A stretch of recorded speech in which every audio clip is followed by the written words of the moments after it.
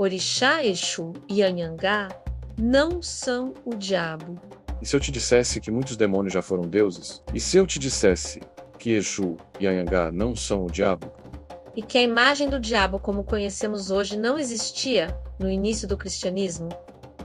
Muitas figuras que hoje associamos ao mal já foram reverenciadas como divindades. Uma jornada fascinante pela história. A história nos revela que a linha entre o sagrado e o profano é tênue e muitas vezes reescrita. Como a percepção de seres divinos se transformou radicalmente ao longo dos séculos. A evolução da ideia de Satanás. Nossa jornada começa na antiga Pérsia, berço do zoroastrismo, uma das primeiras religiões dualistas. Lembrando que as religiões primitivas tradicionais da África e as crenças indígenas brasileiras, em sua maioria, não eram dualistas. Segundo o historiador Jeffrey Burton Russell, a figura de Satanás passou por uma evolução gradual no judaísmo antigo. Ele era um agente subordinado a Deus. No período intertestamentário, influências persas ampliam o dualismo. No cristianismo primitivo, começa a ganhar contornos mais definidos. Na Idade Média, torna-se o grande inimigo cósmico, ou seja, o diabo como entidade autônoma e governante do inferno é resultado de desenvolvimento teológico posterior.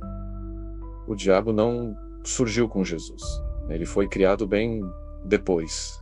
O cristianismo torna-se religião oficial do Império Romano com o imperador Teodósio I no ano 380.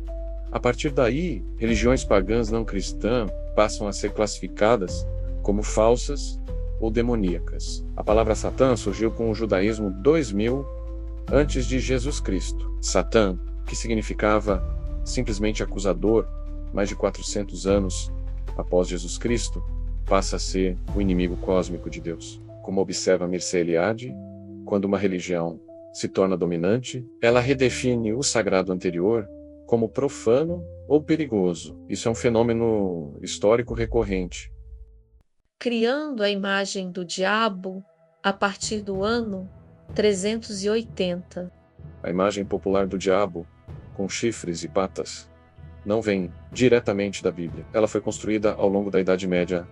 O deus grego Pan, com seus chifres e patas de bode, era uma divindade da natureza e da fertilidade. Sua imagem foi apropriada e seus atributos se tornaram a base para a representação medieval do diabo. A Divina Comédia de Dante solidificou essa iconografia pintando um inferno vívido e aterrorizante. A arte, a teologia e a política se combinaram na formação dessa imagem. Religiões africanas e o caso do orixá Exu. Segundo o teólogo e historiador queniano John Mbiti, as religiões africanas tradicionais não operam em um dualismo absoluto de bem versus mal. O professor Jacob Elupona, especialista em religiões africanas da Universidade de Harvard, afirma que Exu é uma divindade da mediação, do movimento e da comunicação entre os Yorubás da atual Nigéria e Benin. A associação entre Exu e o diabo ocorre principalmente no contexto colonial. Missionários europeus reinterpretaram símbolos africanos dentro da lógica cristã. O que não se encaixava no modelo cristão foi rotulado como demoníaco. Isso foi um processo religioso, mas também político e racial.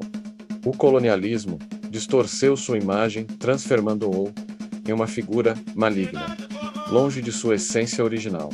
Anhangá não é o demônio. Nas tradições indígenas registradas por cronistas e posteriormente sistematizadas por estudiosos do folclore, o Anhanga aparece como um espírito associado à mata e aos animais, segundo Luiz da Câmara Cascudo em algumas narrativas. Manifesta-se nas florestas tupi como um veado branco, protetor da fauna e da natureza contra a caça excessiva ou cruel.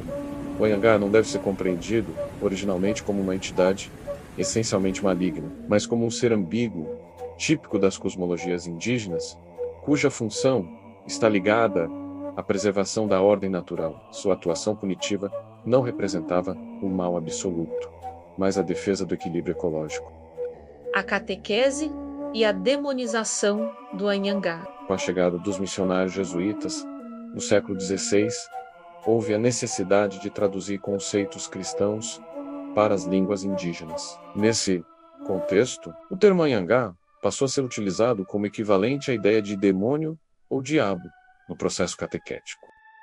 O jesuíta José de Anchieta empregou o termo em seus escritos e práticas de evangelização para designar forças demoníacas. Essa estratégia fazia parte de um esforço pedagógico e teológico de estabelecer uma oposição clara entre o Deus cristão e as entidades espirituais indígenas, assim o que anteriormente era um espírito vinculado à natureza e ao equilíbrio ambiental, passou a ser enquadrado dentro da lógica dualista cristã, como representação do mal absoluto, ou diabo, da floresta pela lente colonial. Reflexão final. Exu não é o diabo. Anhangá não é o diabo. Eles pertencem a outro sistema simbólico. A história das religiões nos ensina algo profundo. O que um povo chama de demônio, outro pode chamar de Deus. A figura do diabo foi moldada por séculos de teologia. Absorveu elementos simbólicos de religiões anteriores, como afirma Karen Armstrong. Compreender a história das religiões é compreender a evolução das ideias humanas sobre o sagrado. O processo de evangelização no Brasil colonial, segundo Laura de Melo e Souza, reinterpretou crenças locais na cosmologia cristã, ligando divindades indígenas ao diabo, o que ajudou a converter ao apresentar tradições como manifestações do mal. Conhecimento histórico não destrói a fé, ele aprofunda a compreensão. Agradecemos por acompanhar esta jornada. Este vídeo é parte de uma série Explore Mais sobre história e cultura afro e ameríndia. Se gostou, se inscreva, curta, comente e compartilhe. Saravá, axé, namasté, amém.